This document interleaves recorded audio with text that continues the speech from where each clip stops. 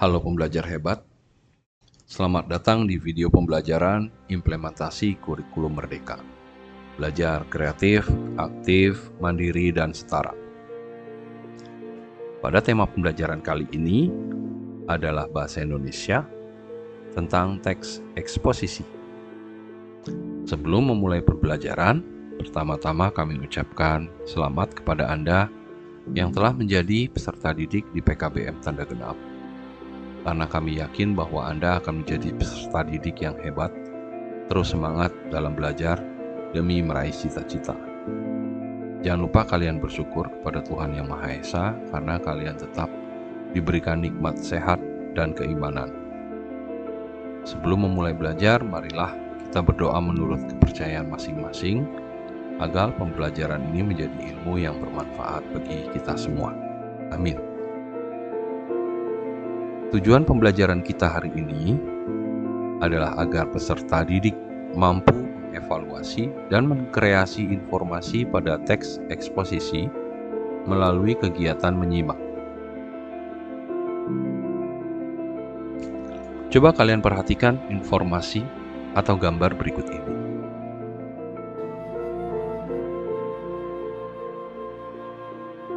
Kalian tentu pernah membaca berita, baik berita di media cetak atau online. Apa yang kalian baca di media memiliki sebuah informasi yang ingin disampaikan. Setiap media yang memberitakan suatu peristiwa bertujuan untuk menyampaikan informasi. Penulisan di dalam berita itu dinamakan teks eksposisi. Tidak hanya dalam berita, ada banyak contoh teks eksposisi. Ketika menentukan sebuah paragraf, kita dapat mengetahui apakah paragraf itu termasuk teks eksposisi atau bukan. Sebelum kita membahas mengenai teks eksposisi, maka ada baiknya kita mengenal terlebih dahulu apa itu teks eksposisi. Teks eksposisi adalah sebuah teks yang dibuat untuk menyampaikan informasi secara akurat dengan model penulisan secara singkat dan padat. Dari pengertian ini, kita paham bahwa ketika kita membuat teks eksposisi, sebaiknya dalam bentuk yang singkat dan padat. Kita ketahui bersama bahwa sesuatu yang singkat biasanya memberikan stimulus untuk para pembaca jika dibandingkan dengan sesuatu yang panjang dan lama. Informasi yang disampaikan dalam teks eksposisi harus berasal dari sumber yang akurat. Keakuratan informasi di dalamnya akan menjadi penarik bagi orang yang membacanya. Semua hal yang akan disampaikan dibuat secara padat. Kalimat di dalamnya tidak bertele-tele. Dalam pendapat lain, ada juga yang menyatakan bahwa teks eksposisi adalah sebuah teks yang mengandung gagasan, pemikiran, dan konsep yang dituangkan secara singkat dan padat. Secara makna hampir sama, bahwa di dalam teks eksposisi haruslah singkat dan padat. Penulisan teks eksposisi juga tidak boleh asal-asalan. Ada kaidah-kaidah yang harus dipenuhi. Memang tidaklah mudah membuat suatu tulisan yang singkat dan padat. Perlu pengetahuan yang luas mengenai informasi yang akan disampaikan. Dalam membuat teks eksposisi biasanya ditujukan untuk membahas isu-isu yang ada di masyarakat, seperti COVID-19, isu tentang pendidikan, isu tentang ekonomi, dan sebagainya. Dengan ditulisnya teks eksposisi, maka pembaca akan memiliki sudut pandang yang lebih luas dalam menanggapi isu-isu hangat di tengah masyarakat. Selain itu, teks eksposisi pada dasarnya memiliki bentuk seperti sebuah retorika, yang mana dapat digunakan untuk menjelaskan tentang uraian ilmu pengetahuan sekaligus menjawab berbagai pertanyaan. Oleh karena itu, sebagian besar teks dalam buku pelajaran atau ensiklopedia pada konsepnya merupakan pengembangan dari teks eksposisi. Hal itu dapat dilihat melalui teks lainnya, seperti berita, esai, prosedur, bahkan juga laporan.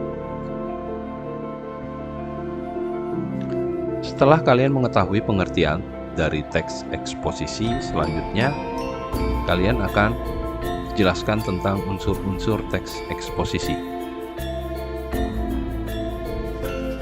Suatu teks dapat dikatakan sebagai teks eksposisi jika ada dua unsur utama, yaitu memiliki gagasan dan mengandung fakta. Berikut ini adalah penjelasan tentang dua unsur dari teks eksposisi tersebut. 1. Memiliki gagasan. Unsur yang pertama dari teks eksposisi yaitu teks yang mengandung sebuah gagasan. Teks eksposisi sendiri memiliki banyak gagasan seperti penilaian, komentar, dan saran dari si penulis terkait suatu topik yang sedang dibahas. Banyak gagasan dalam teks eksposisi dapat mengajak pembaca untuk ikut menanggapi masalah yang sedang dibahas si penulis. 2. Mengandung fakta. Unsur kedua dari teks eksposisi adalah mengandung fakta yang sebenarnya. Sebagai teks non-fiksi, teks eksposisi menyajikan informasi hingga gagasan sesuai fakta yang benar-benar terjadi. Fakta dalam teks eksposisi biasanya berupa informasi, misalnya seperti waktu, tanggal, tempat peristiwa, bahkan juga pernyataan yang dapat dibuktikan kebenarannya. Pada akhirnya, fakta akan semakin membuat gagasan dari si penulis menjadi lebih kuat, sehingga dapat menguatkan keyakinan pembaca terhadap gagasan maupun masalah tertentu. Mari kita coba pemahaman kalian tentang teks eksposisi dengan membuat sebuah teks eksposisi tentang kondisi kemacetan lalu lintas di kota kalian. Silahkan kalian kerjakan semampu yang kalian pahami sejauh ini. Kerjakan ya.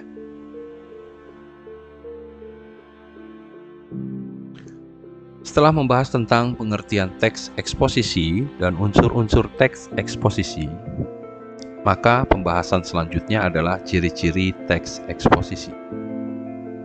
Berikut ini adalah ciri-ciri teks eksposisi yang perlu kalian ketahui. 1. Memberikan informasi atau pengetahuan.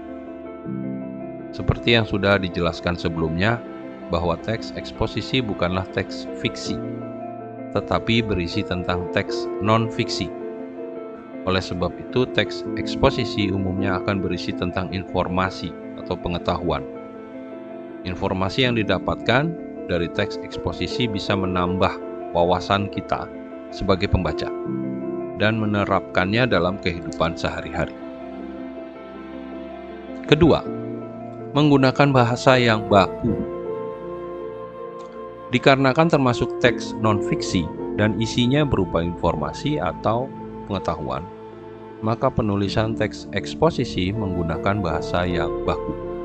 Dalam hal ini, bahasa baku yang dimaksud seperti kata-kata yang sesuai dengan KBBI, kalimat yang sesuai dengan UEB, dan sebagainya.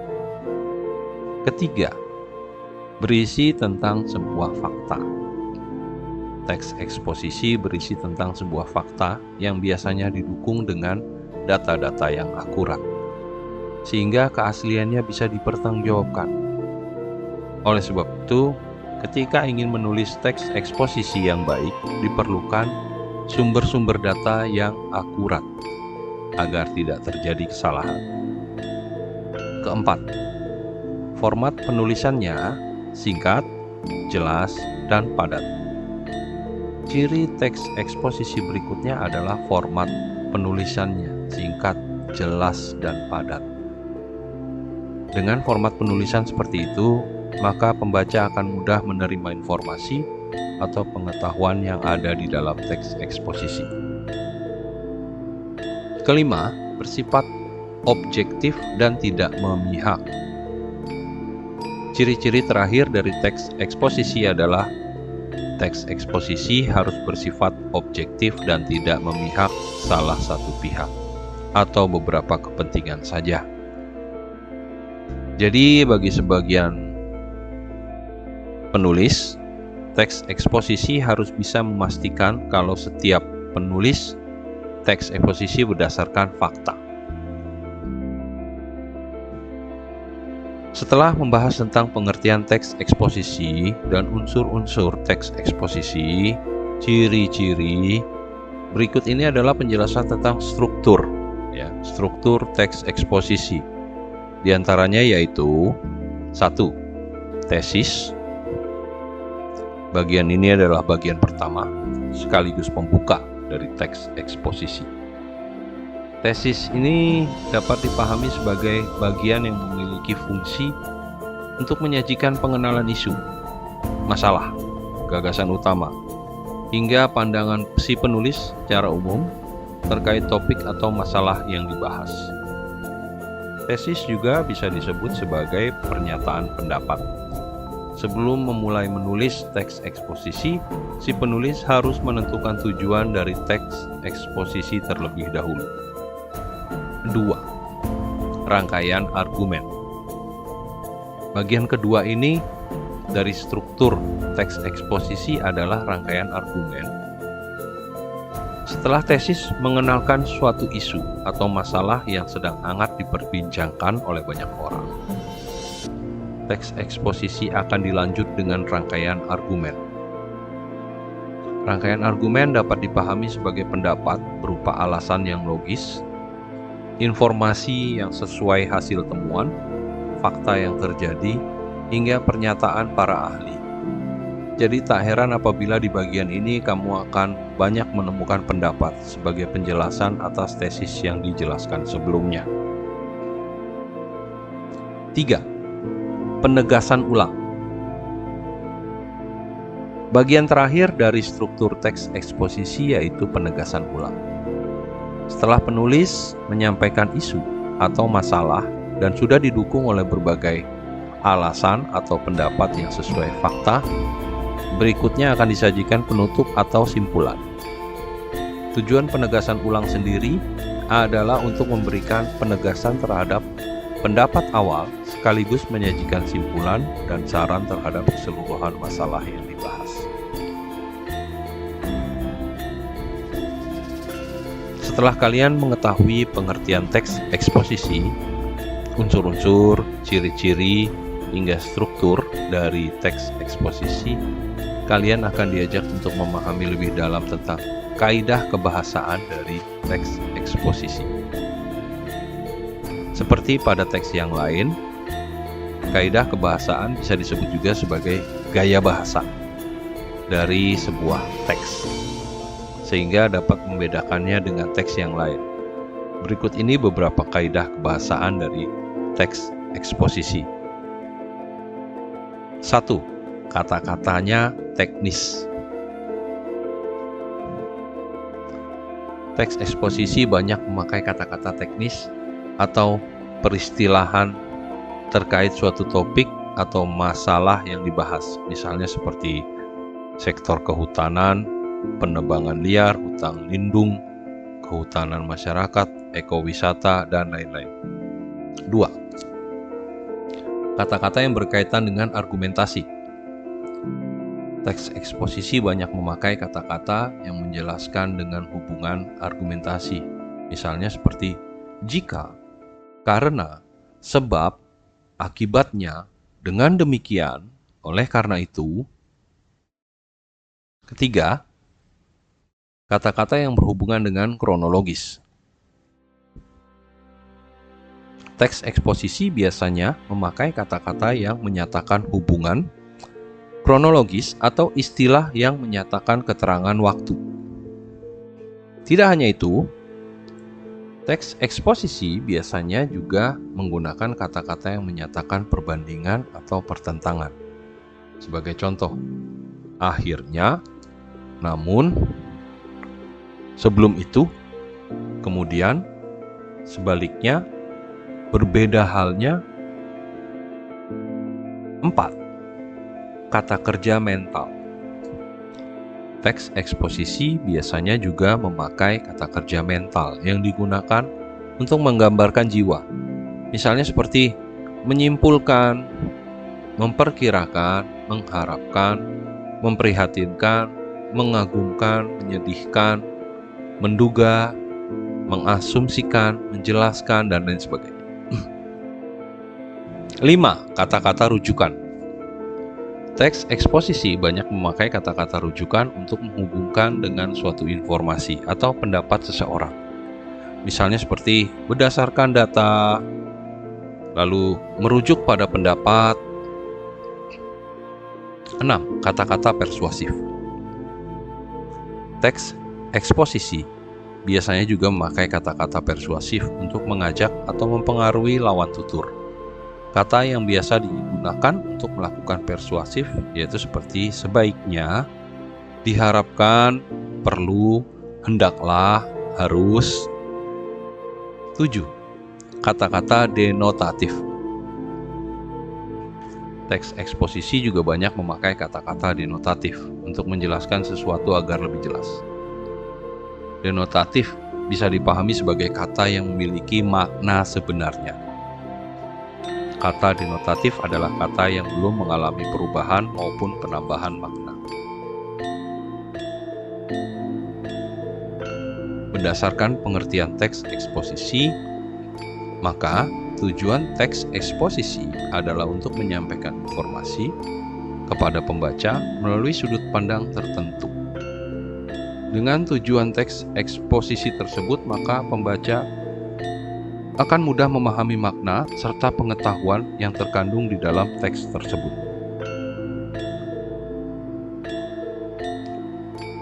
Belum lengkap rasanya kalau sudah membahas pengertian teks eksposisi, tapi tidak membahas jenis-jenis teks eksposisi. Pada dasarnya, teks eksposisi merupakan teks yang memiliki tujuan untuk menyajikan satu informasi atau pengetahuan kepada pembaca. Namun, teks eksposisi sendiri memiliki 6 jenis. Tentu setiap jenisnya memiliki tujuannya sendiri. Oleh karena itu, untuk lebih mendalami teks eksposisi berikut ini adalah 6 jenis teks eksposisi beserta penjelasannya. 1. Eksposisi definisi, yaitu teks eksposisi yang bertujuan untuk mengungkapkan pengertian atau definisi dari suatu topik. Kedua, eksposisi proses adalah teks yang memuat beberapa tahap atau cara untuk menghasilkan sesuatu dari awal hingga akhir. 3. Eksposisi ilustrasi, yaitu teks eksposisi yang bertujuan untuk memberikan gambaran secara sederhana antara satu topik dengan topik yang lain. Teks jenis ini biasanya menjelaskan kesamaan atau kemiripan sifat dari suatu topik yang dibahas. 4. Eksposisi pertentangan bisa juga dipahami sebagai teks yang memuat beberapa hal pertentangan dari hal yang satu dengan hal yang lainnya. 5. Eksposisi laporan, yaitu teks eksposisi yang memiliki tujuan untuk menyajikan suatu laporan dari sebuah peristiwa atau objek tertentu. 6. Eksposisi perbandingan, yaitu teks yang memuat ide dan gagasan utama untuk dibandingkan antara hal yang satu dengan hal yang lain. Sekarang kalian akan kami tuntun untuk membuat teks eksposisi dengan benar. Ya, cara membuat teks eksposisi dengan benar. 1. Tentukan tema. Pertama, kalian perlu menentukan tema ketika ingin membuat teks eksposisi. Dengan adanya tema, maka arah tulisan akan menjadi lebih jelas, sehingga tulisan pesan dari teks eksposisi bisa dibaca dan disimak dengan baik oleh para pembaca. 2. Kumpulkan sumber untuk bahan tulisan. Kumpulkan sumber yang bisa berasal dari buku atau artikel yang bisa ditemukan di internet. Akan lebih bagus lagi apabila kalau dalam menulis teks eksposisi, kalian berikan sumber berupa data terbaru pada suatu peristiwa. Dengan adanya sumber, maka tulisan eksposisi akan membuat pembaca mengetahui lebih banyak tentang sebuah informasi. 3. Buat kerangka tulisan. Setelah menentukan tema dan mengumpulkan sumber, maka langkah selanjutnya adalah membuat kerangka tulisan. Dengan kerangka tulisan, maka kalian akan mengetahui hal-hal apa saja yang perlu ditulis di teks eksposisi. 4. Kembangkan kerangka tulisan. Terakhir, kerangka tulisan yang telah dibuat kemudian dikembangkan lagi agar tulisan teks eksposisi memiliki banyak informasi. Selain itu, dengan pengembangan ini, teks eksposisi menjadi lebih terstruktur, sehingga ketika membacanya tidak bingung. Berikut ini adalah contoh teks eksposisi. Judulnya, Realita Hukum di Indonesia. Pernyataan pendapat atau tesis. Hukum di Indonesia sebenarnya telah mengatur bagaimana para pelaku tindak kriminal dihukum berdasarkan undang-undang. Tetapi kenyataannya sering terjadi ketidakadilan hukum yang sangat merugikan berbagai pihak. Bisa dikatakan hukum tajam ke bawah, tapi tumpul di hadapan para koruptor. Argumentasi. Sudah menjadi rahasia umum bahwa para pelaku korupsi mendapatkan hukuman yang lebih rendah dibandingkan para pelaku kejahatan lainnya. Bahkan ada beberapa koruptor yang menerima fasilitas sekelas hotel mewah di penjara. Tentunya kita sering kali mendengar berita maling yang dihajar massa sampai tewas. Namun rasanya kita belum pernah dengar ada koruptor yang dihajar sampai mati. Di layar-layar televisi mereka malah bisa berbangga diri dengan menunjukkan senyumnya. Penegasan ulang. Hukum di Indonesia hanya tegas ketika berhadapan dengan rakyat kecil saja. Sebagai contoh, kita bisa mengingat kasus Nenek Asyani. Hanya karena dugaan pencurian kayu, beliau terancam hukuman penjara sampai 5 tahun. Jelas-jelas tidak adil apabila dibandingkan dengan hukuman yang diterima para koruptor. Setelah kalian menyimak dan menyaksikan pembelajaran hari ini tentang teks eksposisi, silahkan kalian berikan contoh teks eksposisi buatan kalian masing-masing. Atau mungkin kalian temukan di media apapun. Berikan jawaban kalian di kolom komentar. Itulah pembelajaran kita hari ini tentang teks eksposisi. Semoga bermanfaat. Terima kasih sudah belajar hari ini. Tetaplah menjadi pelajar yang kreatif, aktif, dan mandiri. Wassalamualaikum warahmatullahi wabarakatuh. Salam sejahtera untuk kita semua.